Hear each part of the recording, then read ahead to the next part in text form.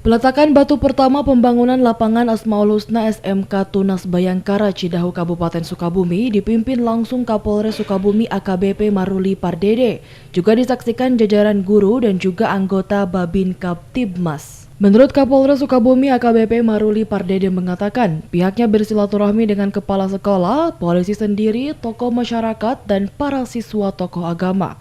Kapolres menjelaskan hal tersebut harus jadi motivasi karena berdirinya fasilitas pendidikan untuk warga yang ada di daerah terpencil.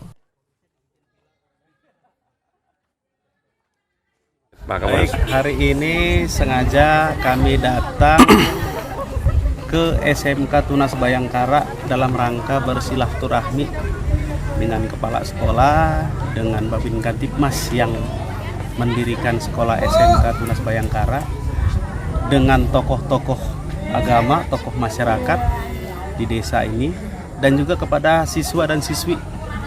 Alhamdulillah dari silaturahmi tersebut mudah-mudahan bisa menjadikan motivasi.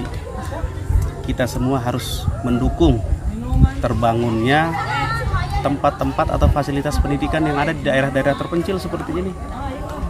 Jadi harus perlu kerjasama dari semua pihak, termasuk masyarakat, agar semua putra-putri kita di pelosok negeri bisa mendapatkan atau menikmati indahnya mengenyam pendidikan seperti kita yang di kota-kota. Dari Cidahu, Kabupaten Sukabumi, Muhammad Ujang Heriaman melaporkan.